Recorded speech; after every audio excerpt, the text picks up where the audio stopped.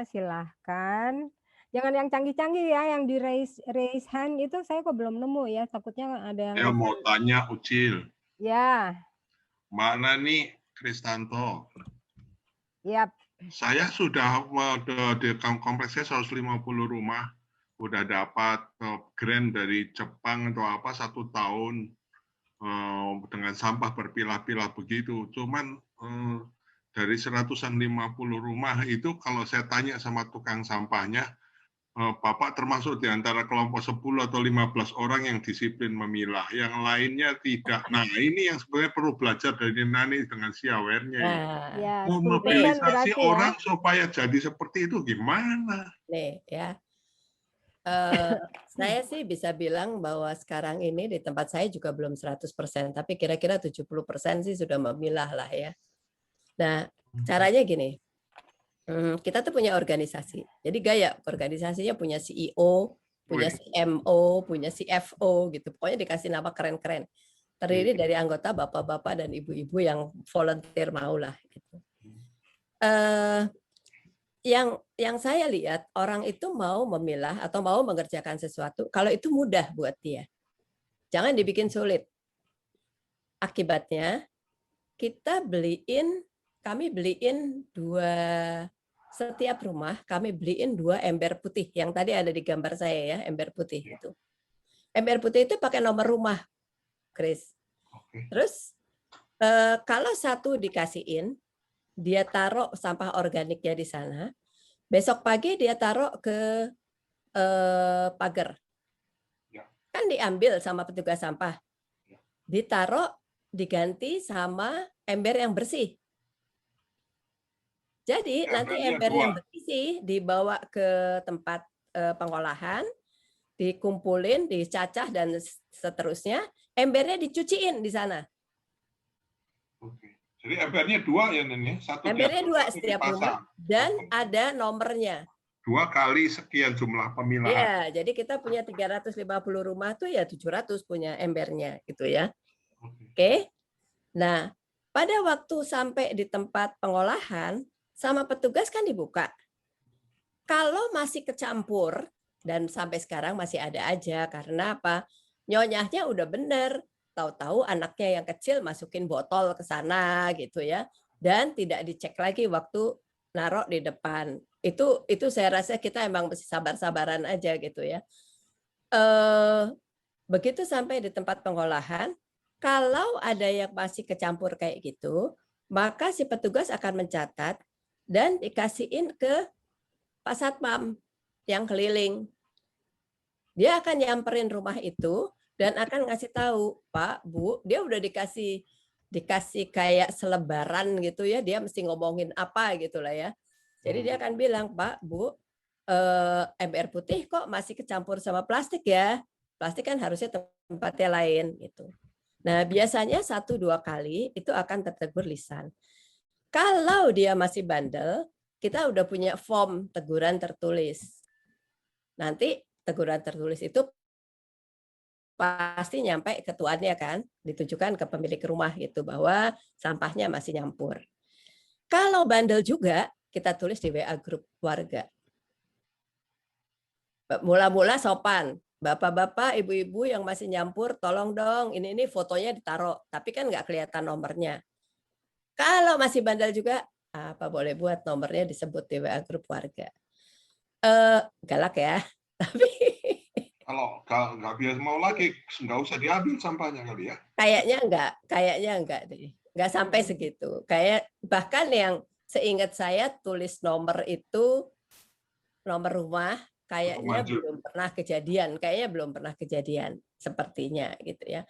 Tapi emang kita mesti sabar, Chris. Saya ya itu saya bilang Januari tahun lalu, mungkin sekarang masih kemasukan 1212. Kemudian sampah daur ulang juga gitu. Kadang-kadang masih nyampur ke sampah residu ya. Tapi ya saya pikir emang ini perjalanan panjang ya. Harus apalagi yang paling susah itu justru di tempat umum. Karena di tempat saya ada food kompleks itu ada food court. Nah, kalau di situ ampunilah deh.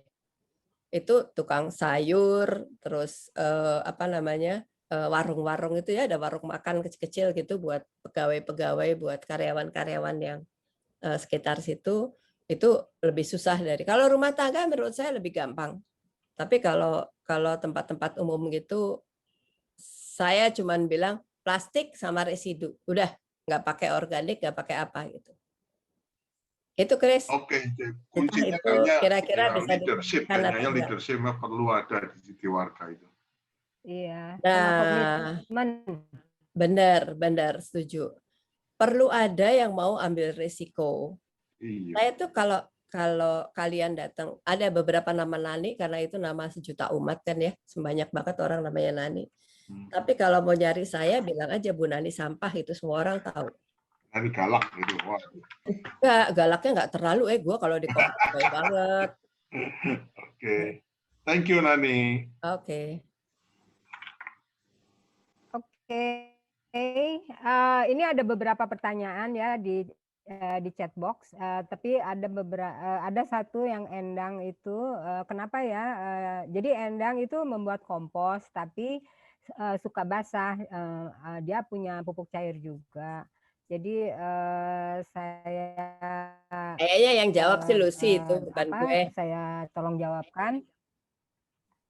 Jadi dicampur aja dengan sekam bakar atau serbuk gergaji, Endang, supaya dia nggak basah. Jadi nanti hasilnya lembab. Itu kalau lagi berproses itu kan panas ya, dia suhunya naik jadi sekitar 70 derajat. Nah, kalau misalkan dia becek gitu, terus dikasih serbuk gergaji atau sekam bakar, dia kayak berproses lagi tuh, nanti suhunya naik lagi gitu, sampai dia menjadi lembab dan bagus lah ininya. Sekam bakar jadi ya. Sekam bakar, kalau sekam bakar suka susah, dia musim-musiman, tapi bisa dengan serbuk gergaji. Jadi kita belinya di tukang kayu itu loh. Tukang kayu yang gergaji itu murah, sekarung cuma 5.000 apa berapa gitu. Gitu. Kalau Thank saya you. gitu. Tadi ada pertanyaan lagi, siapa ya? Sebentar. Lus. Ya. Aku Lus. Ya. Oh, IPEM. Oke. Ya, IPEM. Kan, mana Woi. Nani? Woi. Itu kan 16, semuanya ada 16 ya pegawainya ya. Itu iurannya jadi berapa sekeluarga tuh? Kayaknya banyak benar iurannya. Pertanyaan Soalnya bagus itu juga tuh, masalah iuran tuh. Kayaknya cukongnya Nani tuh yang Kagak. Jadi gini, kalau dibilang hasil dalam berapa ini ya, 5 bulan, 6 bulan, setengah tahun lah ya, bikin komposter itu sebetulnya belum bisa buat bayar gaji sih, belum bisa. Jadi bayar gaji tetap dari IPL ya. IPL iuran warga itu di tempat gue per meter persegi. Kalau nggak salah nih ya, 1.250 per meter persegi. Jadi apa itu untuk IPL? Untuk iuran security dan kebersihan. Iya. Oh, oke. Keamanan dan kebersihan. Jadi kira-kira nih ya rata-rata 300.000 sampai sekian ratus ribu lah. Yang itu mungkin 700-an gitulah. Gitu. Gue cuma bayar 300-an gitu. Jadi range-nya dari 300 sampai berapa? Sampai 700 kalau nggak salah, apa 900 lupa saya. Gitu. Nggak tahu saya itu mahal atau murah gitu ya. Itu sebulan ya, mahal juga ya. Sebulan. Kalau di tempat aku rata-rata 150.000. Iya. Enggak, karena kita berasumsi kalau yang halamannya rumahnya besar kan halamannya besar. Iya. Sampah dia tidak hanya sampah rumah tangga, sampah daun juga kita urusin kan. Sampah halaman. Terus jaga rumahnya juga lebih susah kalau yang gede-gede. Gitu. Nggak tahu Pem, itu mahal apa murah? Tapi buat ngurusin sampah berapa dari sekian banyak itu? Pembagiannya gimana tuh? Ya itulah. Kayaknya IPL itu cuma jadi gini, income-nya sampah itu selain dari IPL tuh kira-kira 40-60% buat security, 40% buat kebersihan, bukan cuma sampah. Kebersihan dan sampah ya. Karena 16 orang tuh termasuk tukang sapu, termasuk tukang ngumpulin yang nyetir VR, ya kan? Termasuk 3 orang yang anak gue tuh yang ngurusin pekolahan gitu. Jadi 40-60 kira-kira segitu ya, 40-60. Besok aku baru mau rapat lagi nih, rapat sampah lagi nih, ngurusin kayak ginian nih, ngurusin duitnya. Kita dapat income dari IPL-nya Anda dari tekor nggak gara-gara proyek Anda? Enggak. Malah karena kan gaji masih dibayar dari IPL. Oke. Tapi jadi gini, produksi kompos 1 bulan 1.200 kg. Jadi 1,2 ton. Income-nya sih nggak besar karena dijual murah ya. Jualnya murah banget. Satu kantong 5 kg itu cuma 20.000. Dan itu murni, belum dicampur-campur apa-apa. Kalau kita beli media tanam yang tadi Ucil ngomong, itu udah dicampur-campur macam-macam gitu. Kalau ini betul-betul cuman kompos tok, kita campur sendiri gitu. Nah, tiap bulan tuh kita bisa nabung dari itu gitu, karena nggak dipakai untuk bayar gaji. Setelah dikurangi dengan insentif karena si petugas sampah yang olah itu kerjanya paling berat dibandingin tukang sapu, dibandingin tukang ngumpulin itu. Jadi mereka mesti dikasih insentif. Kalau enggak kan kebayang nggak lo ngorek sampah dapur orang gitu kan, dengan segala macam resikonya. Jadi dia dikasih insentif. Jadi sisanya itu bisa kita tabung. Nah, hasil tabungan setengah tahun ini saya pakai buat memperbaiki fasilitas yang ada. Misalnya sekarang ini lagi nambah, tadinya kita punya 8 bak. Ternyata nggak cukup, jadi saya bikin 2 bak lagi. Sekarang kita punya 10 bak komposter. Kemudian bikin atap. Tadinya nggak pakai atap, sehingga suka tergenang kalau lagi hujan gitu. Suka balik airnya masuk ke dalam komposter. Akhirnya komposternya basah, jadi jelek hasilnya gitu kan. Sekarang walaupun itu tadi nyumbangnya itu adalah 100.000 sampai 10 juta gitu.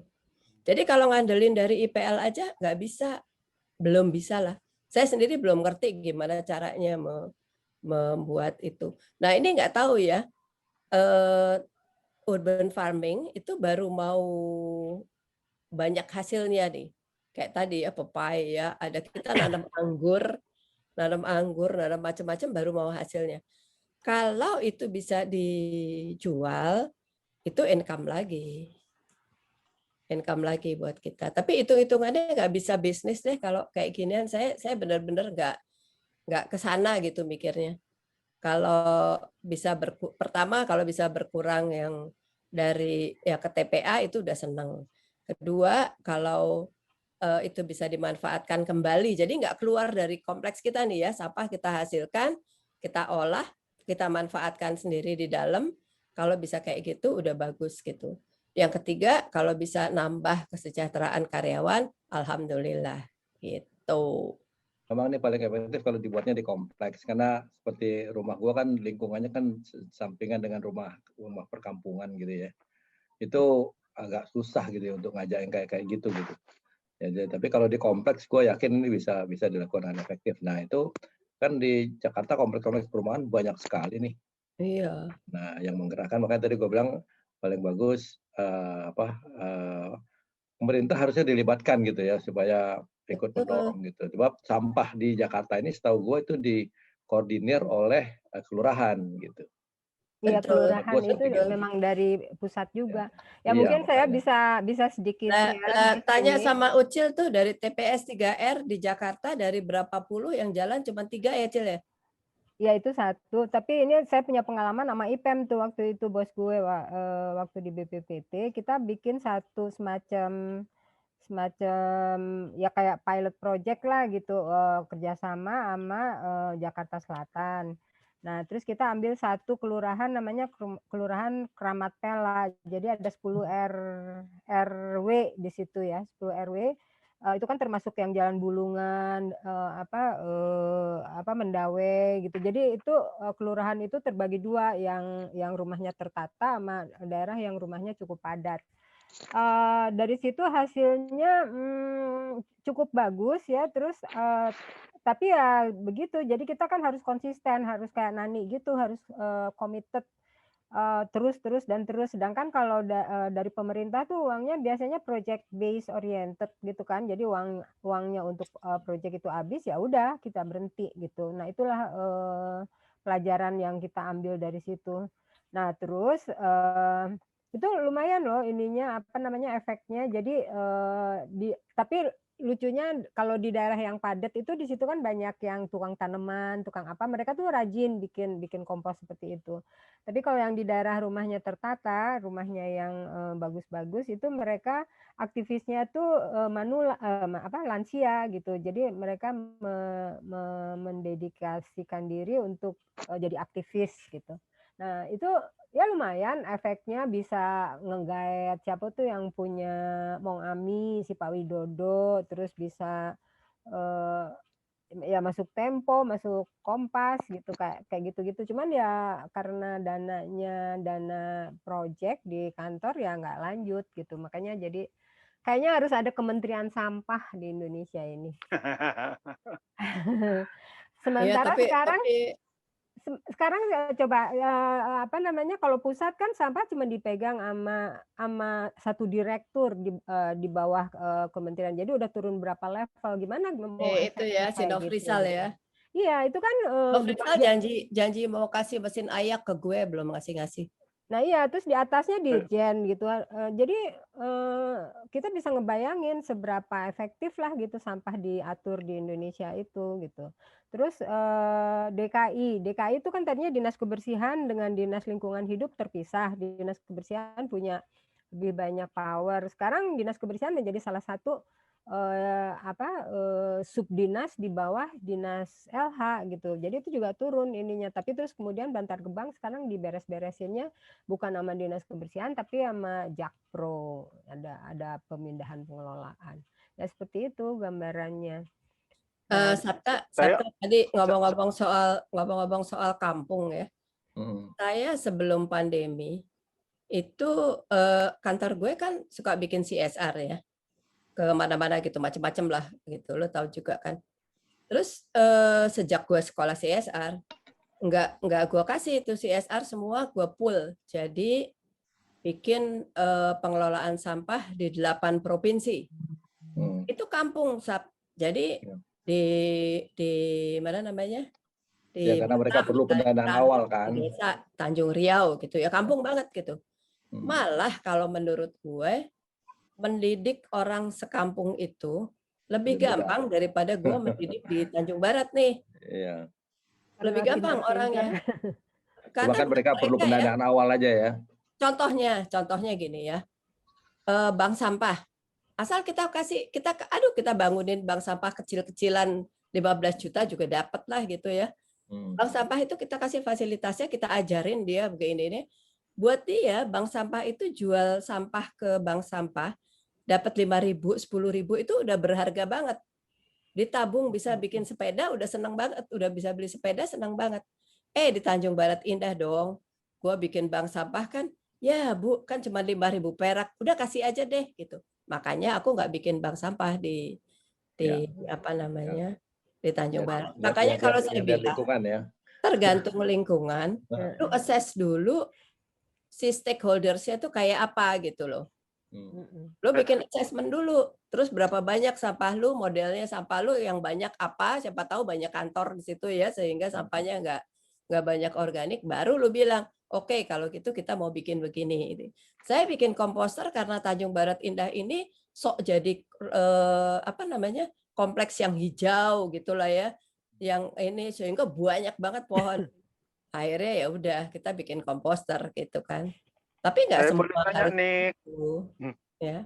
Tadi Yani kayaknya mau nanya deh. Yani mau ngomong deh. Yan. Bukan mau nanya, mau ngomong dia. Mau Bukan ngomong. nanya. Sorry, Mau sorry. nanya, kan memang sudah apa ya, sudah ditugaskan ke lurah-lurah untuk juga nanganin sampah, menghimbau warganya. Nah, kemudian DKI mau beli tanah gitu ya untuk si lurah-lurah itu. Lokasi TPS 3R. Seperti yang dibuat oleh Enci ya, batu sampah itu. Tapi ternyata susah banget tuh nyari tanah untuk sampah. Nah, di tempat Nani hebat banget gitu ya. Itu tanah siapa ya, Nan? Karena kita untuk nyari tanah 200 aja, 200 meter, itu kesulitan gitu untuk didistribusikan. Bijak itu kompleks punya deh kayaknya ya. Kelurahan-kelurahan. Jadi gini, tadinya tuh ada tanahnya developer di pinggiran gitu, nggak jelas. Lebarnya cuma 5 meter, panjang tapi 20 meter. Itu tadinya dipakai buat orang buang segala macam, dari mulai kasur sampai buti sampai apa dibuang ke sana karena ketutupan tembok. Terus saya bilang sama ini kan sayang ya, tanah ini kan nggak kepake. Terus kita minta di depan kompleks saya itu ada Telkomsel. Kita bilang sama Telkomsel, ini ada tanah antara kantor lu sama kompleks kita 5 meter. Lu beresin, kan kita nggak punya duit karena itu untuk memberesin itu aja butuh 50 juta atau berapa gitulah. RT-nya nggak punya duit. Jadi kita bilang sama Telkomsel, lu mau nggak beresin itu?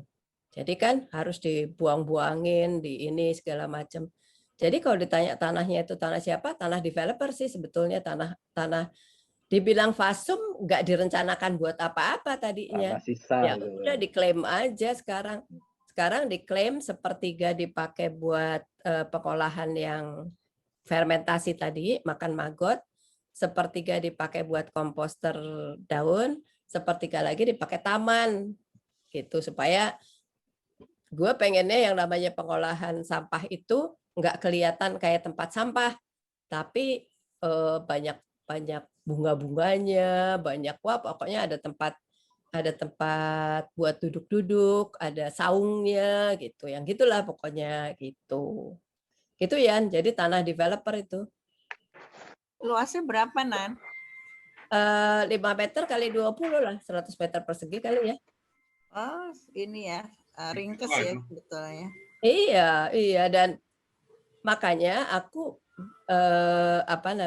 aku bikin baknya tuh juga 1,5 kali 1,5 meter ya, 10 bak.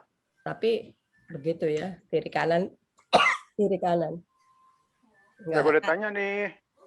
Dan sedikit lagi yang mau tanya. Mas, bikinin modul gimana? Bentar. Ya ini belum kelar ya.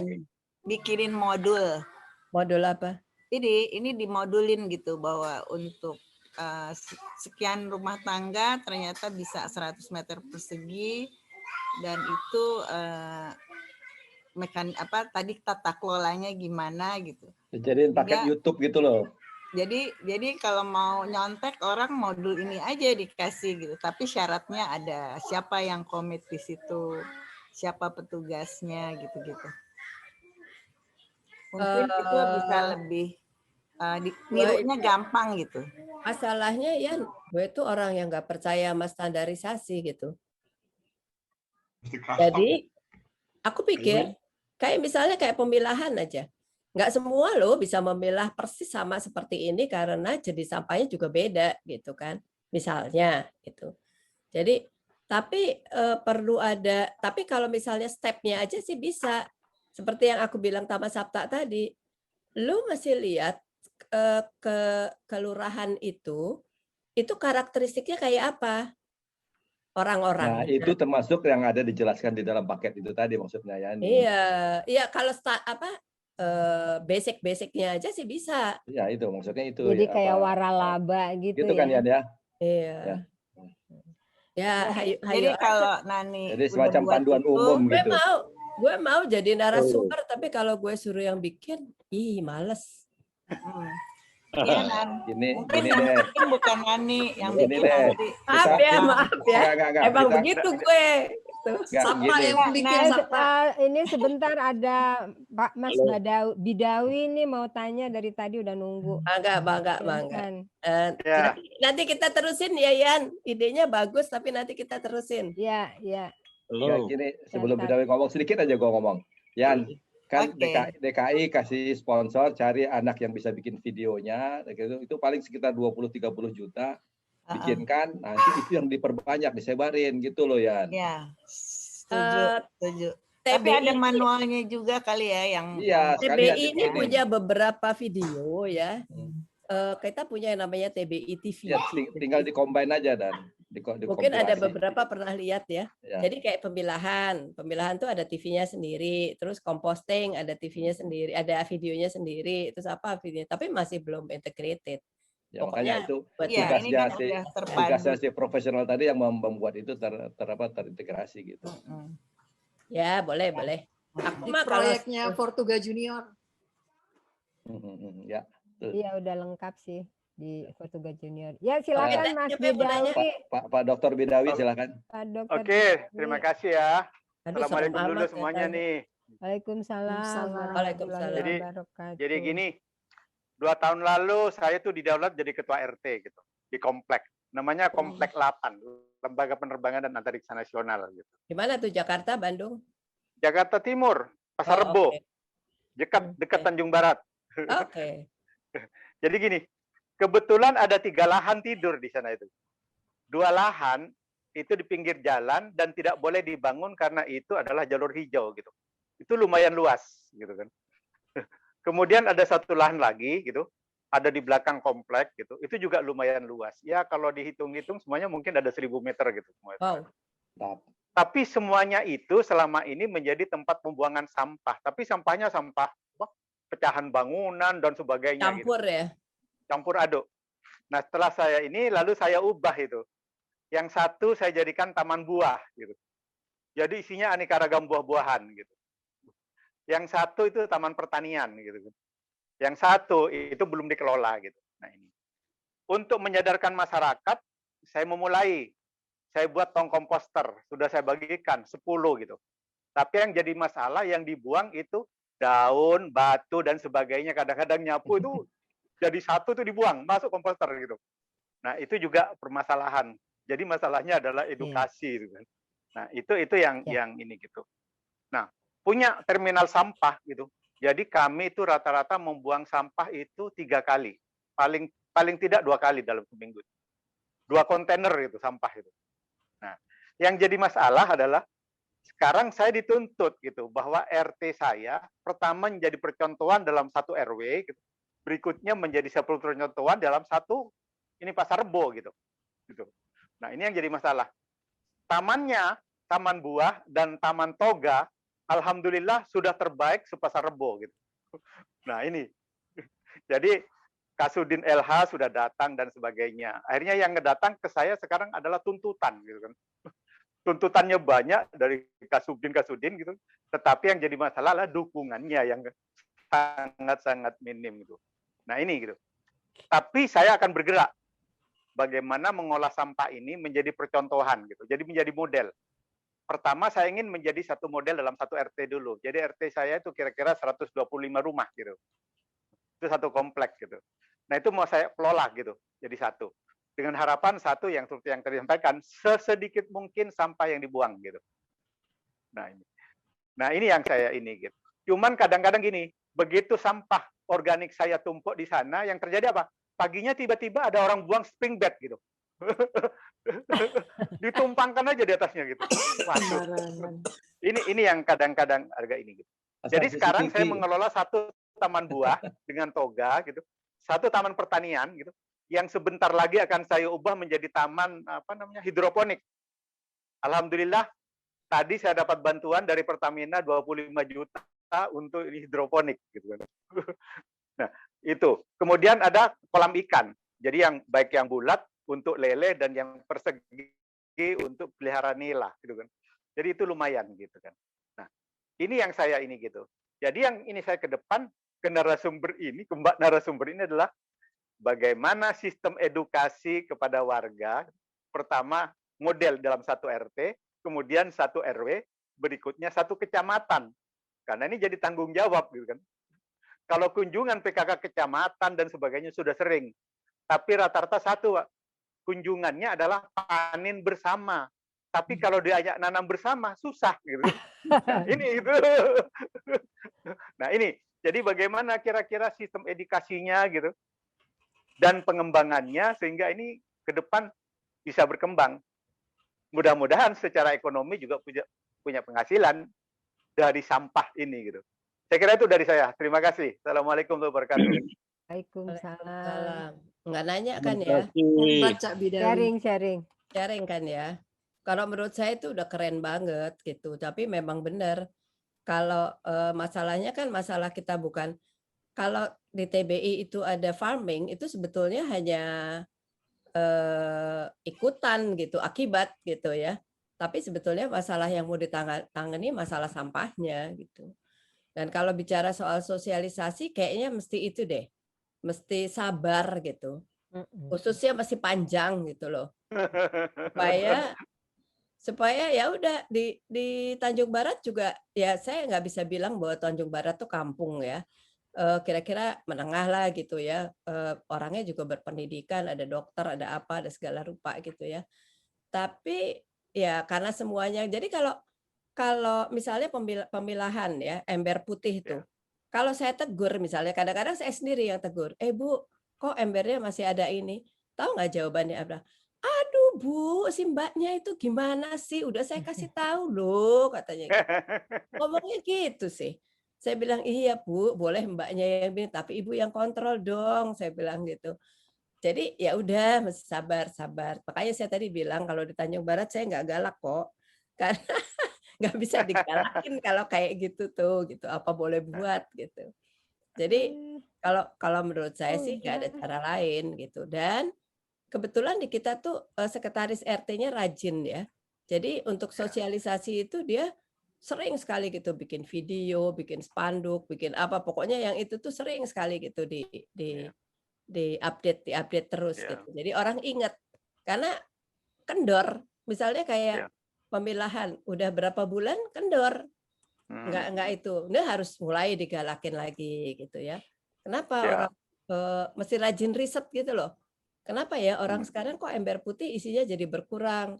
Oh karena sekarang itu banyak orang nggak masak, jadinya sisa sampah organiknya lebih sedikit. Oh ya udah nggak apa-apa. Tapi kalau misalnya, oh ternyata banyak orang yang nyampur lagi ke residu, karena residunya nambah, mulai kita woro-woro lagi gitu. Gitu aja sih. Ya sabar, Pak Dokter, kuncinya sabar. ya. Sabar ya. Sabar dan terus-menerus. Saya tuh bukan apa-apa loh, saya bukan pengurus RT, bukan apa-apa, saya cuma penggiat aja. Jadi enak tuh nggak ada beban. Hanya Mbak Yani dong, mantan DKI. Itu kalau bukan ketua RT jadi nggak ada beban. Ya nggak mau nanya soal dana sampah itu kan, kalau sampahnya keluar dari lingkungan berkurang kan mestinya uangnya bisa dikasih ke lingkungan yang bersangkutan. Kagak, bayarnya sama. Iya, mungkin perlu diusulin ya. Itu kan bayarnya tetap sama. Kalau ke DKI dulu saya diambil 10 truk, sekarang dulu 10 truk, sekarang cuma 2 truk, bayarnya sama. Iya. Ya itu yang mestinya diomong sebagai kebijakan ya Yani. Yani balik lagi ke DKI aja Yan. Balik lagi ke DKI. Oh Yan. Iya betul. Aku nambahin Yani nih. Aku dulu pernah ngomong ke Yani gitu. Itu sistem anggaran di pemerintahan, baik DKI, kabupaten, kementerian itu nggak bisa dipindah-pindah begitu aja kan, Mbak Yani ya? Gimana? Enggak, kalau kita nggak pakai anggaran pemerintah angkut sampah. Pernah saya usulkan untuk yang di Kecamatan Pancoran. Nah, Mbak Yani bilang itu harus diusulkan lagi awal supaya anggarannya sudah berubah nomenklaturnya gitu kan? Oh iya. Nah, itu masalahnya gitu loh. Itu ketat banget emang sekarang. ketat sekali memang nanti. Karena teman-teman kalau melenceng dari itu kemudian dipanggil kejaksaan lah gitu lah. Kejaksaan jelas itu. Ya emang mesti gitu sih. Kalau menurut saya gini deh, jangan nggak tahu ya.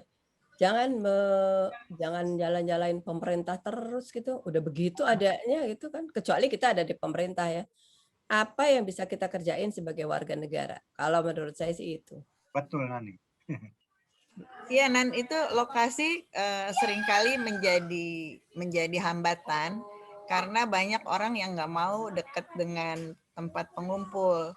Tapi kalau itu udah diolah dengan bagus, ada tamannya, mungkin bisa merubah pikiran orang sehingga ada yang bisa menyumbang tanah 100 meter mungkin ya di tempat-tempat yang kayak Branghang gitu kan bisa kan 100 meter. Bisa. Kalau menurut saya sih, ini tadinya tempat sampah ini mau dibikin di belakang sana yang enggak ini. Cuman karena waktu itu yang committed untuk ngurus saya, jadi saya bilang, kalau di belakang gue nggak mau ngurus. Kenapa? Jauh banget dari rumah gue. Rumah saya di depan kebetulan. Nah, jadi ini sekarang begitu masuk kompleks, belok kanan, itu udah langsung tempat sampah. Tapi kalau ada tamu, nggak ada satu tamu pun yang ngeh bahwa itu tuh tempat sampah. Karena bagus ya. Karena masih ada tempat penimbunan sampah residu kan, karena cuma 2 kali diambil kan. Tapi yang tempat penampungan sampah residu itu kecil dan tertutup, ditutup pakai pintu besi dan nggak bau gitu loh. Jadi yang tempat pengolahannya itu yang terbuka, tapi kan nggak bau karena udah difermentasi gitu. Jadi kalau itu dikelola dengan baik, menurut saya nggak ada alasan. Justru ini dekat banget dari rumah saya. Beberapa ya, itu kan yang meter. mesti ditekankan bahwa ternyata itu bisa bersih, bisa nggak bau. Bisa. Nah, itu pengalaman Nani, ayo kita tulis. Ini ada salah satu anak LSM, anaknya Mbak Enci itu bilang sama saya, Bu, kita bikin kafe yuk, katanya di dekat tempat sampah. Membuktikan ya. Membuktikan. Sayang pandemi, kalau enggak udah jadi di kafenya itu. Tapi di sini nih ya, ini kan ada taman nih. Taman ini ada plasanya. Kita mau bikin itu buat tempat nanti kalau udah pandemi ya. Kita mau bikin buat apa namanya? Main musik di situ, bisa buat tempat yoga. Ini ada plasanya dan ada kolam pasir segala buat anak-anak ya. Ini baru kita renovasi dan ini renovasi ini partisipasi warga loh, bukan RT. Kita patungan aja warga sekeliling sini terus kita kerjain. Ini persis di depan tempat sampah nih. Jadi sebelah sininya ini tempat sampah nih. Jadi dekat banget. Dan rumah saya di sini, rumah saya dekat tempat sampah. Saya nggak mau jauh-jauh, ngurusinnya susah. Kalau di situ kan kelihatan tuh ada anak-anak malas ngiling, saya lihat dari depan rumah. Weh, kenapa hari ini nggak ngiling? Bisa teriak-teriak gitu. Nah, kuncinya itu. Iya. Waskat, pengawasan melekat. Oh iya, yang namanya petugas, ya namanya juga orang bayaran. Tanya kan? Iya ya. Alita. Kalau supaya nggak bau tuh gimana caranya? Kan biasanya sampah itu suka bau. Soalnya sampah dapur itu yang bikin bau kan? Bau itu karena dicampur protein, tapi kalau misalkan cuman organik nggak bau. Ya, yang proteinnya dikemanakan? Itulah kuncinya tadi memilah. Kita tuh memilah antara organik dan tadi ada satu di situ ikan tuh sebetulnya juga nggak termasuk organik. Ya, jadi itu yang dipilah sampah yang non organik atau yang membusuk itu dikelola di rumah sendiri apa oleh di tempatnya Nani itu, gimana caranya, di mana tuh jadinya? Gini. Ini kalau di tempat gue ya. Nah. Nih ya. Kalau sampah dapur ini kan ada proteinnya. Ya kan, ada segala sisa goreng-gorengan lah, sisa ikan, sisa apa segala macam ada di sini. Nah, ini kita giling lalu kita fermentasi pakai bakteri. Nah, jangan tanya sama gue ya bakterinya apa aja, gue bukan orang biologi ya. Soalnya EM4 itu namanya kalau nggak salah. Oh bukan, EM4 kita pakai buat ini kita nggak pakai EN4, tapi macam-macam deh pokoknya itu dicampur-campur gitu, saya nggak ngerti juga. Di sini ada proses fermentasi. Nanti udah kira-kira 3 hari lah, kan dia udah diambil sama si peternak magotnya. Jadi nggak sempat bau di situ. Dalam 3 hari itu dia nggak bau. Jadi setelah dikumpulkan baru difermentasi ya. Setelah dikumpulkan dari Iya, rumahan. makanya kalau selalu prioritasnya sampah dapur dulu dikelarin sama anak-anak itu. Saya bilang sampah dapur nggak ada cerita nginep. Sehari itu juga harus diproses. Jadi yang pagi itu dikumpulin, sampah dapur diproses hari itu juga dan difermentasi. Selesai, baru dia ngerjain daun. Kalau daun tuh boleh nginep, tapi nggak boleh terlalu lama supaya nggak kering. Karena kalau kering, mesin cacahnya yang kasihan. Berat. Ya. Nah, nanti baru kalau ini udah beres, baru ngurusin yang anorganik. Anorganik kan disimpan seminggu juga nggak masalah. Betul. Ya kan? Jadi menurut saya pengelolaan ini, manajemennya ini yang harus benar. Kalau enggak, ya akhirnya sampahnya numpuk. Nah, yang sekarang masih jadi persoalan sampah residu. Sampah residu ini kan suka ke bawah, misalnya kayak bonggol jagung, terus biji apukat yang nggak bisa masuk ke sini karena mesin cacahnya nggak kuat ya. Ini diambil DKI kan cuma 2 kali seminggu. Jadi kan nginep nih di sini. Bisa-bisa dia bau, tapi udah nggak banyak gitu loh. Ada sih, tapi nggak banyak gitu. Makanya kita taruh di tempat yang tertutup. Gitu. Kan nyambung, yang sampah dapur itu kan difermentasi. Tadi kan apa namanya zat penambahnya nggak tahu gitu, tapi beli gitu.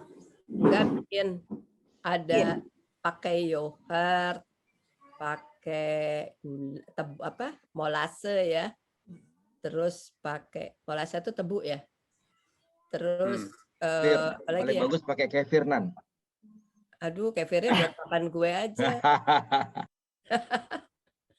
Terus yogurt itu juga beli yogurt murah-murah gitu, nggak tahu apalah. Terus kefir apalagi? kan sekali aja minta sama Cece.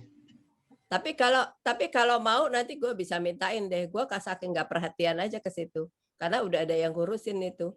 Jadi aku nggak terlalu. Nah, saya sih kepengen ya. Kalau bisa sedikit demi sedikit sampah dapur itu mau saya campurin ke sini, ke komposter daun, sedemikian rupa sehingga kita punya satu fasilitas aja, nggak ngurusin 2 gitu loh. Tapi, nah ini cerita di balik berita. Sebetulnya awal-awal dulu kita cuma punya ini doang, pengolahan sampah dapur doang. Sebelum ada komposter ini. Cuman ini yang kita handle gitu. Tapi terus karena ada kebutuhan-kebutuhan ya jadi sekarang jadi kayak ada 2. Padahal harusnya jadi 1 aja bisa. Tapi kan sekarang udah magotnya nanti nggak ada. Biarin aja, dia juga dapat gratis dari kita.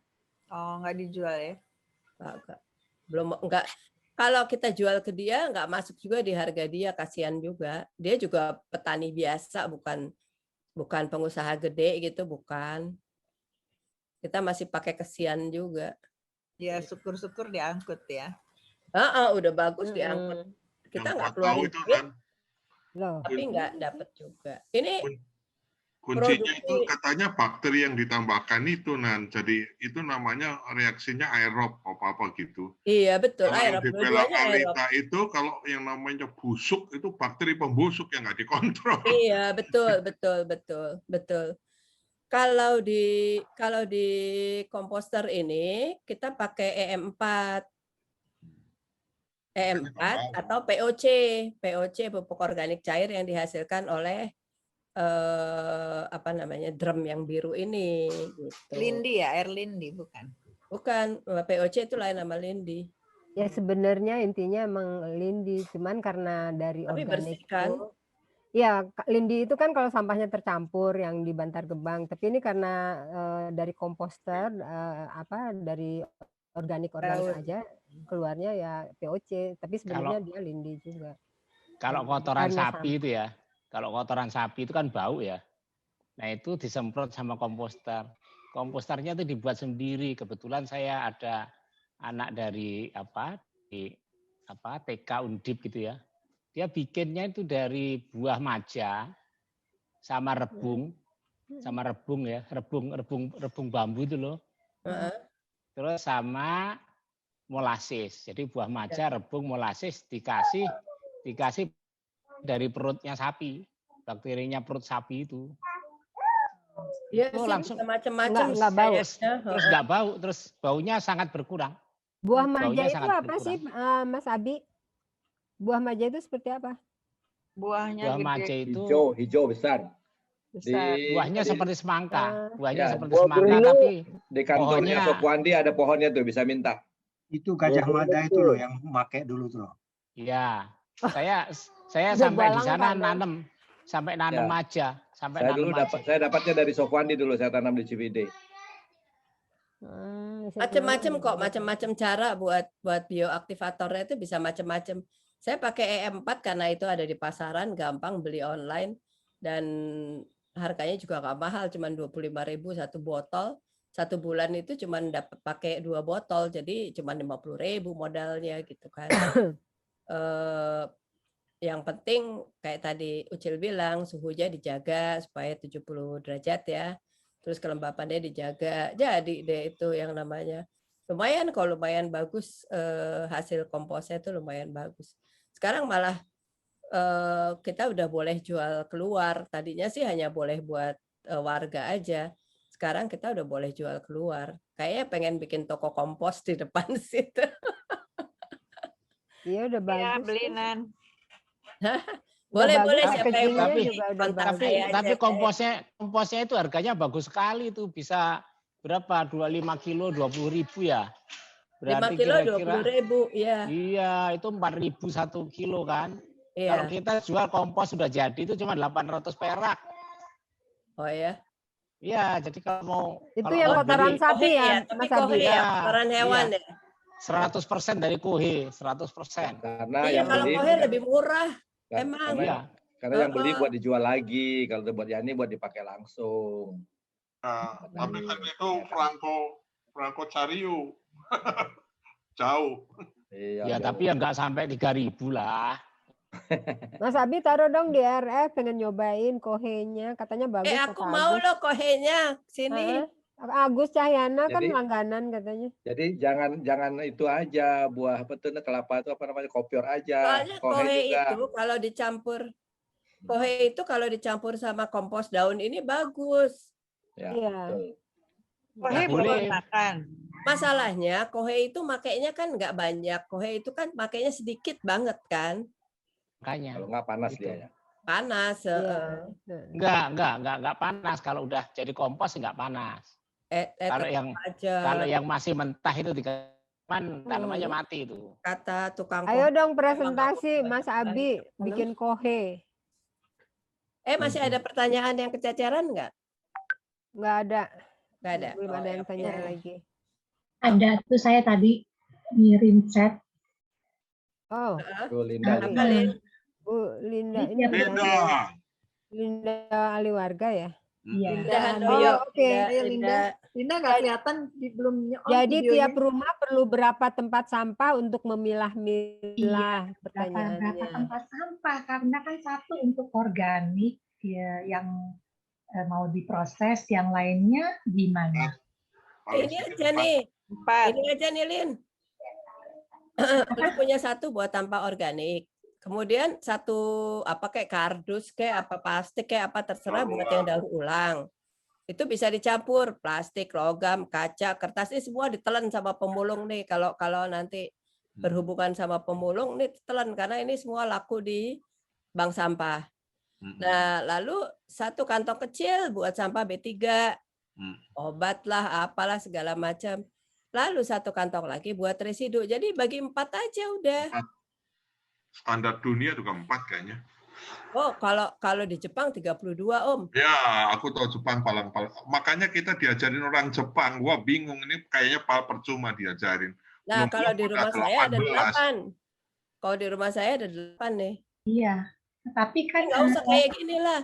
Ini cuman orang gendeng yang bikin kayak gini. Yang gini aja. Enggak, 4 aja. 4 aja. Iya, 4 kalau memang kita mau melakukan processing, tapi kalau enggak, sama tukang sampah dicampur lagi tuh. Makanya, Tadi Lin, lagi. makanya Lin, gue bilang itu udah statement klise, semua orang ngomong kayak gitu. Makanya kita nggak boleh menyerah sama itu. Sampah organik itu sebetulnya kalau kita mau bikin kompos sendiri gampang. Itu beli ini aja nih tong biru kayak gini, cemplungin semua sampah organik ke sini. Nanti dia udah berapa bulan, nanti 8 minggu ya Cil ya, keluarnya kayak gini, bisa dipegang pakai tangan nih, nggak kotor. Lalu sampah daur ulang, kasihin pemulung, panggil pemulungnya, jangan kasih ke tukang sampah. Kalau kasih ke tukang sampah, mah dia dicampur. Kalau di aku tukang pemulungnya dia direkrut jadi tukang ngumpulin sampah, jadi saling. Oh ya, tapi dia udah tahu nilainya bahwa sampah itu bernilai kan? Kalau saya sekarang ini. Iya, artinya ada tukang pemulung direkrut jadi tukang sampah. Jadi ada 2 tukang sampahnya, 1 tukang sampah asli, 1 tukang sampah yang profesinya pemulung. Jadi kalau dia yang beroperasi yang apa istilahnya rongsok ya kalau mereka itu. Jadi kasih ke dia yang. Tapi dia cuma ngumpulin sampah daur ulang kan? Yang main di Daur ulang. Sampah Enggak, tapi residunya dia bukan dia yang ngumpulin karena kan? direkrut menjadi tukang sampah, dia muter sebagai tukang sampah yang rutin muter itu. Cuman masalahnya belum reguler seperti di tempat Nani, jadi nggak bisa Selasa sama Sabtu itu tuh nggak bisa tepat gitu. Jadi ya kita baik-baik aja di rumah. Jadi yang ke tukang sampah itu cuma sampah residu, Lin. Ya, sebetulnya saya sedang usul di RT saya untuk mengumpulkan sampah plastik, kan banyak banget. Karena dengan online gini, aduh minta ampun sampah plastik. Iya, betul. Tetapi kelihatannya juga itu nggak gampang untuk mau minta teman-teman untuk kumpulin sampah plastik. Misalnya kita sediain tempat sampah gitu ya di kompleks begitu. Terus ya mungkin beberapa hari sekali bisa aja orang-orang tuh memasukkan sampah ke situ, baru kita kirim ke bank sampah misalnya. Itu kelihatannya juga nggak gampang-gampang juga ya. Tapi bisa kok. Ya, Saya itu aja harus yang bukan apa-apa sabar bisa dan kok, galak Lin. kayak Nani. Dibilangin nggak usah galak beginian mah. Nani itu bukan galak, Nani itu judes. Lebih kacau lagi. Apa namanya itu leadership. Kalau di kompleks saya ya itu ada tetangga yang menginikan diri untuk menampung ini sampah saset. Tadi kan Nani ada tuh saset. Jadi khusus untuk saset-saset itu kita kumpulkan. Paling gampang kan kalau saset, jadi kita masukin saset bekas apa aja, taruh di rumah dia punya kayak semacam bak sampah gitu, terus dikirim ke Ecobrick itu yang di Ciputat Raya. Iya, bisa aja sih. Bisa. Gue sendiri lagi bingung. Ini dari Aswin, sorry. Dari Aswin. Displaynya dimatiin aja, kita lihat. Dibisniskan juga bisa dong ya Nan, kata bisa, tapi gue nggak bakat ya kayaknya. Kalau dibisniskan judulnya jadi beda, jadi peluang berharga dari sampah rumah tetangga. Oh, judul presentasi Nani dirubah. Pin, kalau lu punya ide apa namanya di bisnisnya apa, kasih tahu gue.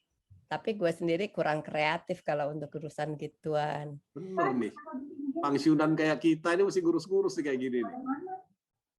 Ya kalau menurut saya ya. Ya emang benar itu. Penggiat ini tuh biasanya pensiunan.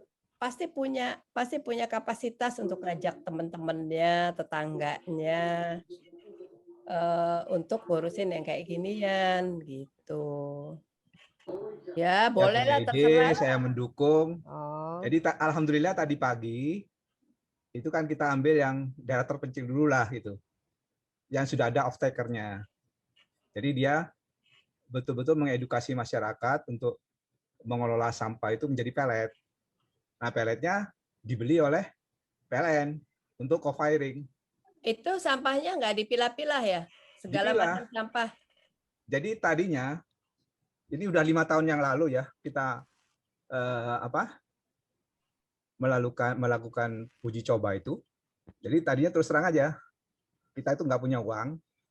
Terus kebetulan saya masih di PLN, saya kumpulin dari CSR itu untuk melakukan riset di Klungkung. Iya, aku tahu tuh. Ya, Klungkung itu kan sampah numpuk banget. Dalam waktu 9 bulan jadi lapangan bola itu. Jadi pelet semua.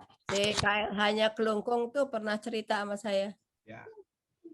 Sampai mendapat 40 kota yang bersih ya kalau nggak salah. Iya, iya. Gitu. Terus beralih ke waktu itu banyak yang protes, kenapa kok nggak dipilah? Akhirnya masuklah anak TK siapa lupa saya 74 namanya. Indra. Bukan. Ya Indra ya, Indra. Indra yang jatuh itu kan. Itu bioaktivator itu. Nah, kita uji coba. Jadi semua sampah itu kita masukin, kemudian kasih bioaktivator. Dalam waktu 3 hari itu nyusut dia. Tinggal 30%. Biomisasi itu ya? Ya, biomisasi namanya. Nah, kemudian kita cari untuk mainin panas itu, Nani. Gimana caranya? Akhirnya ditemukanlah kita pakai bambu. Ya. Boxnya itu. Nah, kenapa boxnya pakai bambu? Itu ada yang meneliti juga. Ternyata orang-orang zaman dahulu itu banyak menggunakan bambu untuk menyerap panas itu. Sehingga stabil di dalam fermentasinya itu. Dan ini sekarang udah kita buatkan DED untuk KLH. Tadi pagi itu udah diresmikan. Alhamdulillah Pak Sandi Uno juga hadir tadi itu pagi. 1 jam kurang lebih. Dan tadi udah co-firing. Hari ini mulai co-firing 3.000 ton. Itu selamat ya. Alhamdulillah. Tar dulu Mas, saya bingung. Si sampah itu dapatnya dari mana? Dari TPA? Ada yang dari TPA, ada yang dari masyarakat, ada yang masih dari masyarakat. Seperti di sana tuh kan banyak pertanian ya, limbah pertanian rampas-rampas pohon segala macam. Biasanya kan dibakar. Bekas itu kalau di Bali banyak, kalau di Bali banyak bekas upacara ya? Ya. Itu yang di Klungkung. Iya. Klungkung itu dicampur waktu itu. Tapi kita kirim ke banyak yang ngambil contohnya itu. Ada yang dari Jerman, ada yang Denmark. Diukur, diteliti toksinnya kalau dibakar itu. Ternyata masih di dalam ambang batas yang nanti masih dalam ambang batas lah, tidak membahayakan. Tapi kita kemudian karena banyak ini supaya dipilah, maka dengan fermentasi itu, dengan biomisasi itu, setelah kering, kan gampang milahnya itu, Nani. Mana yang plastik, mana ini. Sehingga betul-betul yang organik yang kita olah. Oh, jadi dibiomisasi dulu, baru dipilah ya? Ya, karena udah tercampur kan. Segala diapain? Ini kan dari TPA kan, TPA yang sudah campur, yang bekas dari rumah tangga yang lain itu. Oke. Waktu itu kita uji cobanya itu, kita pengen ngecek dengan yang di Klungkung itu kan udah numpuk ya bertahun-tahun ya. Sampai diprotes oleh masyarakat supaya nggak boleh buang sampah. Nah, itu kita uji coba. Gitu. Nah, ternyata bisa. Terus kita ukur berapa sih kalorinya. Itu di atas 3.000 kalorinya. Gitu. Jadi kalau udah terlanjur itu pakai tos lebih efektif ya. Ya. Kalau yang masih bisa dididik, mendingan dipisah dari rumah. Lebih bagus itu yang dari rumah. Oke. Jadi kita kompak ya. Itu yang dibeli sama tidak bertentangan ya, tidak bertentangan ya. Pak Mas Joko, yang dibeli sama PLN dalam bentuk peletnya. Ya.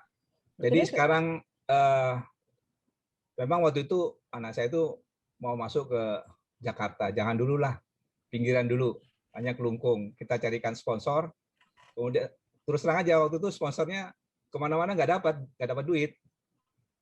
Akhirnya saya paksa IP Indonesia Power untuk mengeluarkan CSR-nya untuk TOS ini. Waktu investasinya berapa Pak buat itu? Pak. Waktu itu cuma dapat 500 juta itu yang untuk Kelungkung itu. Enggak, kalau minimum volume sampah organiknya berapa? Economies of scale-nya ya. Kemudian investasinya berapa untuk beli alatnya itu? Ada nanti, ada anunya. Sudah kita bilang kita ini. Ada videonya. Tapi kalau buat satu kompleks kekecilan kali ya? Justru apa? Ibaratnya pembangkit ya. Pembangkit itu satu lokasi 1000 misalkan. Tapi bisa juga dibuat 1000 lokasi untuk 1000 MW. Jadi yang kecil-kecil itu justru. Lalu PLN nanti bagaimana memprosesnya menjadi tenaga listrik dari pelet-pelet itu? Terus terang banyak yang menyatakan komersial. Terus saya bilang ke anak saya harus sustain kalau mau nyuplai ke suatu industri atau ini, sehingga dia melakukan penelitian bagaimana caranya supaya sustain ininya produknya itu. Nah ini mengedukasi masyarakat, benar, mengedukasi masyarakat di situ. Dan masyarakat di situ merasa tertolong. Minyak tanah susah, mahal. Nah, pelet itu bisa untuk kompor sekarang juga, untuk masak. Tapi jualnya kemana? Jualnya kemana sih pelet? Jadi masyarakat membuat membikin pelet itu, sebagian yang tersisa itu jualnya ke PLN. Nah ini kemudian kita menggandeng Pemda. Terus terang Pemda kan harus di depan. Nah ND ini Bupati ND-nya itu betul-betul mensupport kita. Kemudian waktu itu kita juga minta dari KLH, kemudian juga minta bantuan dari Kementerian Dalam Negeri, bagaimana bisa berbisnis antara Pemda ini dengan PLN. Sehingga kalau nggak salah ini sekarang dibentuk koperasi yang menghandle itu. Jadi ini masyarakat untuk koperasi ini oleh Pemda, koperasi yang Pemda. Kemudian ini sisanya dijual ke PLN untuk co-firing, kayak gitu. Ini betul-betul masih uji coba lah gitu. Jadi kalau misalnya sampah saya tuh yang 10 box itu ditambah dengan sampah organik yang berapa drum itu diproses bisa ya? Bisa. Udah terpilah loh, udah nggak ada plastiknya. Lebih bagus, lebih gampang. Jadi kita juga membuat bukan menciptakan ya, karena kita nyontek ya. Beberapa dari mesin kaca itu kita intip, kemudian kita buat sendiri. Itu yang dipakai di ND sekarang. Itu kalau investasinya nggak mahal-mahal, oke tuh. Enggak. Kemudian saya lupa berapa investasinya itu. Kemudian juga untuk saya itu kan sering keliling keluar diajak bapak-bapak itu untuk melihat desa-desa. Waktu itu dengan Pak Eko ya, yang masih Menteri PDT itu. Saya lihat itu kasihan sekali, masih ada 2000 desa yang belum berlistrik. Ada listriknya dia nggak 24 jam. Padahal di situ banyak sekali tanaman yang bisa dimanfaatkan untuk pelet ini. Kemudian saya bilang, ini seharusnya bisa untuk gasifikasi. Udah, kita juga berhasil dari sampah itu menjadi syngas. Untuk mensubstitusi diesel. PLTD itu, solarnya. Cuman kita mungkin next ya, berikutnya ya, akan kita mengarah ke situ. Sehingga diharapkan nanti desa-desa yang tertinggal ini yang belum ada listrik, masa belum merdeka sih, mereka nggak punya listrik. Iya. Mudah-mudahan bisa ke situ. Dengan hybrid nanti, mungkin. Ini Pak Herman, si Herman ada di sini, dia PLTS, mungkin ada yang angin, baterai, kita combine dengan sampah. Tapi maaf nih mau nanya, ada juga Pak Jokowi itu udah mengendorse PLTSA, jadi pembangkit listrik tenaga sampah. Ya. Cuman bukan dari pelet tapi dengan incinerator. Nah, ini yang sekarang sedang digalakan di 12 kota. Ada tuh contohnya itu di Bantar Gebang. Ada Bantar Gebang. Cuman insinerator itu kan dibakar dibakar semuanya, ya. dibakar semuanya. Ya, dibakar. Iya, dibakar semua. Jadi itu Makanya, untuk yang udah kadung-kadung gitu yang untuk berlanjut. Dan sebenarnya insinerator tuh kita udah bikin kajian dari zaman tahun 82 dulu. Itu kan mulai dari kita menganalisis calorific value, nilai kalor dari sampah kita secara keseluruhan. Ternyata waktu itu nggak visible karena nilai kalornya terlalu rendah untuk dibakar di situ. Nah, sekarang mungkin karena penggunaan plastik udah makin banyak, jadi udah mulai dipakai. Nah, nggak tahu nih Yani gimana. Yang ITF di Jakarta tuh 4 ya Yan ya, akan dibuat incinerator, tapi katanya baru 1 yang hampir mau jadi, yang 3 belum. Nah, itulah yang oleh Pak Jokowi dibilang tenaga listrik pusat tenaga listrik pusat pembangkit tenaga listrik tenaga sampah. PLTSA, kalau S kan surya ya. Itu tapi itu kontroversial ya. Di satu sisi itu polusinya sangat tinggi ya. Kemudian juga efisiensinya rendah karena basah itu kan, basah dipanasin. Kemudian juga dia untuk internasional renewable standar, ini kan katanya pengolahan sampah itu tidak termasuk dalam rekomendasi ya, karena dia pembakaran langsung. Yang bagus dulu, kalau menurut saya sih ya itu kalau dikombin dengan kayak Nani gitu, jadi emang mau nggak mau edukasi memilah sampah dari rumah itu harus gitu, sehingga sampah sudah sampah hijaunya pakai tos tadi ya, sampah plastiknya di recycling, kemudian itu sebenarnya Bantar Gebang dulu ada landfill ya, itu 20 mega ya, tapi gagal, turun gasnya habis, gagal. Tapi sebenarnya konsep landfill itulah, fermentasi itu yang benar. Jadi diambil gasnya, kalorinya diambil, ya, sisa-sisa yang sudah diambil pemulung-pemulung, itu ditutup, itu keluarlah syngas yang untuk PLTD di sana itu 20 mega. Tapi terus berkurang. Repot li. Iya, berkurang. Itu yang navigat jadi, itu kan dibubarin. Iya, jadi akhirnya bubar. Jadi nggak menghitung jangka panjang, sustainability-nya. Kami juga aja dibakar aja. Ya, kami juga lagi mengedukasi dengan bersama-sama Bu Penny di GCB. Bu Penny Lukito. Ya, gerakan Ciliwung Bersih. Gerakan Ciliwung Bersih. Jadi kita punya pusat pelatihan di situ. Jadi sudah dilaksanakan beberapa bat ini ya. Artinya sampah yang di sungai itu kan di apa namanya? Ada di belakangnya ini di belakangnya pemakaman karet bifak. Ya, karet bifak. Itu kita ada tempat pelatihan di situ. Pelatihan. Jadi sampah-sampah itu dicegat kan tadinya dibakar ada di lubang ini, kita olah di situ. Diolah menjadi pelet. Oh, ini yang pelet. Jadi kembali ke yang tadi ya, PLTSA tadi, itu sebenarnya yang saya sebut kontroversial karena ada perpresnya ya, kepresnya, ya. 7 kota di Indonesia. 35 tahun 2007. Ya. 12 kota. Ya. Itu untuk 12 kota ya, dengan harga yang tinggi ya. Ya. Banyak yang protes dari ISDM juga protes.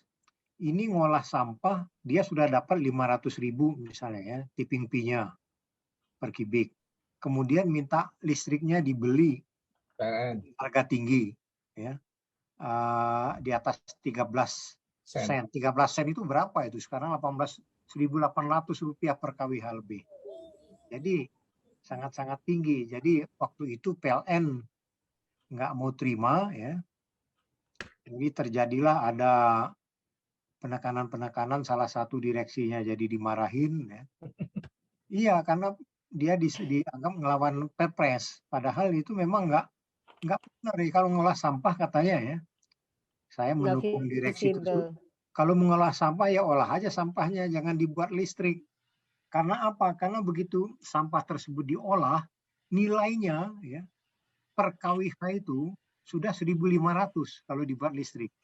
Kalau ditambah alat jadi ya 3.000-an. Memang harganya tinggi. Jadi pengolahan sampah ya mestinya kayak nani lah, sampah aja diolah, tidak harus dikurangin. Iya. Tidak harus menjadi listrik yang dipaksakan menjual ke PLN. Gitu. Ya, Ali. Halo. Yes. Saya kebetulan tim waktu itu ya di Menko Maritim untuk sampah itu PLTSA melaksanakan Kepres dan mengunjungi beberapa kota-kota dan kabupaten yang ditulis di Kepres itu. Dan ternyata ada beda persepsi gitu. Jadi Pemda menganggap sampah itu sebagai komoditi, sumber pendapatan. Bahwa sampah dijadikan listrik, nah hasil listriknya itu buat dia kan bahannya seolah-olah seperti BBM-nya PLTSA itu. Nah, sedangkan yang membangun PLTSA itu menganggap bahwa dia harus dapat tipping fee karena sudah membebaskan kota dari sampah. Betul. Itu kan jadi tidak pernah ketemu gitu waktu itu. Udah kami kunjungi dari tim Menko Maritim ke beberapa kota termasuk Solo, Tangerang dan lain sebagainya. Yang berhasil katanya Cilacap ya. Surabaya. Oh iya Surabaya sekarang udah itu besar sekali. Jadi konsepnya konsepnya itu harus pengolahan sampah bukan untuk membuat pembangkit listrik tenaga sampah. Betul. Konsepnya harus seperti itu sekali. Pembangkit listriknya juga kecil kok, sekitar 12 megawatt. Nggak masalah, tapi konsep pengaruh. Tujuannya itu adalah untuk membangun, untuk mengolah sampah. Iya. Jadi listrik itu sampingan aja. Sedangkan Kepres tadi adalah Kepres untuk membuat PLTSA. Listrik. Ya, mengolah sampah bonusnya listrik. Nah, itu. Oleh Pinat kok, listriknya Pinat paling besar 12 megawatt. Betul. Kecil banget. Jadi tujuannya itu bakar sampah. Ya di Layar Posan tadi bilang, jangan pula di Pemda mau mengutip. Dulu pernah 2 kota yang saya gagal, Bekasi sama Bandung sudah ada kontrak segala macam. Batal gara-gara Pemdanya minta ini. Minta PAD, namanya PAD. PAD dari sampah. Iya. Dan co-firing itu yang baru dicoba itu baru 5% dari kapasitas. Kalau kami perkirakan itu paling maksimum tuh 10%. Ya, tapi udah lumayan udah membakar sampah. Untuk satu lokasi iya, tapi kalau untuk energi Indonesia ya itu ya nggak akan lebih dari 5% dari hasil-hasil peletisasi ya. Padahal Indonesia ini nanti akan menyetop kira-kira 60.000 megawatt, 60.000 loh, bukan 12 mega loh, Mimi. 60.000 pada tahun 2050 atau kira-kira 24.000 pada tahun 2035. Nggak bisa itu digantikan oleh pelet oleh ini. Nggak bisa. Betul-betul apalagi oleh sampah ya, sampah kota nggak bisa. Itu yang awalnya Herman, awalnya itu banyak sekali. Ini maaf aja bagi yang punya batu bara, saya selalu bilang marah-marah kan nggak apa-apa itu sebenarnya. Jangan takut lah, saya bilang gitu. Jangan takut bahwa co-firing itu akan mengurangi produksi batu bara.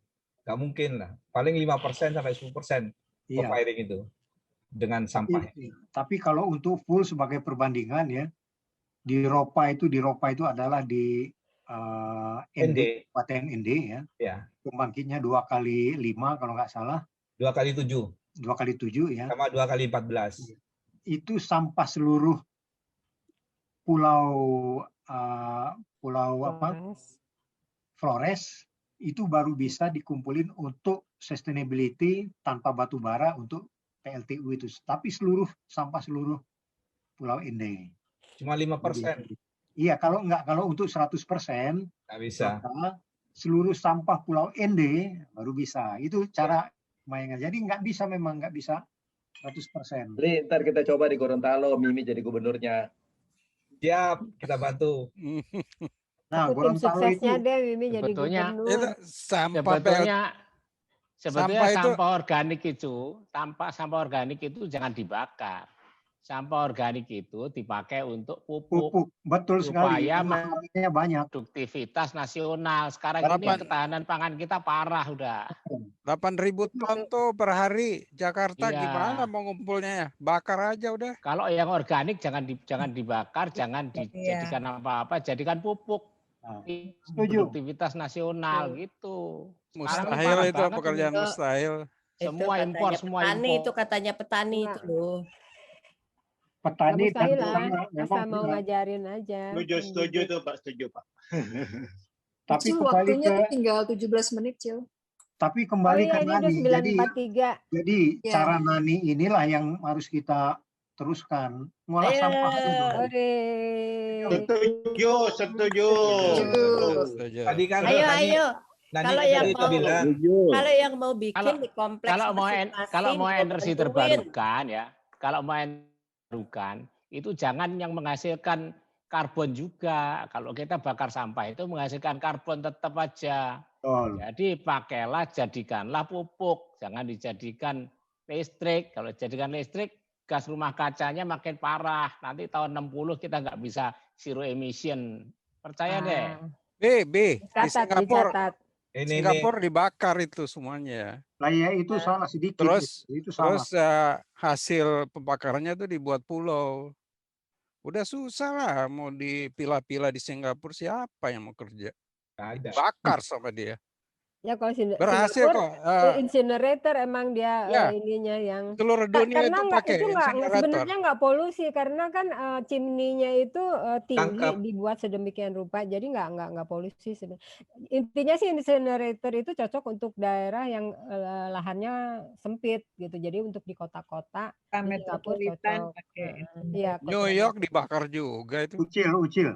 Polusinya ditangkap dia. Walaupun kecil ya secara konsepnya walaupun kecil tetap saja harus dihindari karena apa? Yang besar saja 24.000 mega akan kita stop. Itu lebih bersih dari incinerator tadi, lebih bersih itu yang PLTU misalnya Suralaya. Iya. Itu di stop lebih bersih karena Surabaya. polusi. Iya karena pemerintah mau mengikuti global trend ya net zero emission 2050 ya CO2 free. Zero carbon. Itu yang mau tadi ini udah jam 9.45. Sudah ada, roadmap-nya sudah ada. Sulit juga Ali karena itu kita juga sekarang di hulu ya migas membuat di TB kebetulan saya timnya juga Center of Excellence CCUS CCS Carbon Capture Storage Carbon Capture Utilization and Storage. Jadi itu mau ditangkap CO2-nya kemudian diinjeksikan ke reservoir yang sudah tidak dipakai lagi gitu rencananya.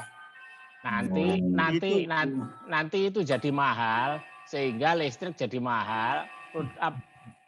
Daya saing produk-produk kita itu kan kalah gitu. Sekarang bikinlah pupuk banyak-banyak, tingkatkan produktivitas nasional. Sekarang ini parah. Beras impor, kedelai impor, semua impor. Mau kapan lagi? Mau sampai kapan? Kayaknya nggak bisa Bukan Mbak, karena CCS itu carbon capture itu kita mendapatkan carbon credit. Jadi memasukkan $15 antara $15 sampai $40 1 ton. Iya. Kita memasukkan itu Posan. Ya. Ini kalau dengan global trend yang sudah kita tanda tangani sepakati itu ya untuk pengurangan pertama 29% gas rumah kaca kita pada 2030 itu nggak lagi carbon trading dan kalau kita tangkap ya untuk tahun 2030 kalau kita tangkap CO2 tadi misalnya di PLTU Suralaya itu harganya akan menambah kira-kira 30%. Padahal kita cuma dapat kira-kira $11 per ton kalau nggak salah itu kalau dulu. Kalau sekarang tinggal $2 per ton carbon credit. 11 sampai 45. Iya, dulu. Kalau sekarang sudah tinggal 2 kalau nggak salah. Jadi untuk menangkap itu, masukkan lagi, injeksikan. Kita misalnya Suralaya, harus kita bor lagi, kita buat storage di Suralaya sana. Ya. Itu lebih, untuk menangkapnya aja 30% kita sudah diperkirakan. Masukkan lagi ke sana. Nggak punya kewajiban ngebor. Jadi seperti yang di Eropa dilakukan, itu ditampung, dialirkan, ada yang pakai pipa, ada yang pakai kapal, ke tempat-tempat, bekas-bekas reservoir, diinjeksikan di sana. Itu kami lakukan sekarang untuk uji coba yang di Gundih ya, di Jawa Timur, Jawa Tengah, Jawa Timur. Kami sedang lakukan sekarang dengan biaya dari Jepang ya. Seluruh biaya untuk EPC-nya, untuk capex-nya ditanggung Jepang, OPEX-nya lah yang ditanggung oleh kita gitu Pak.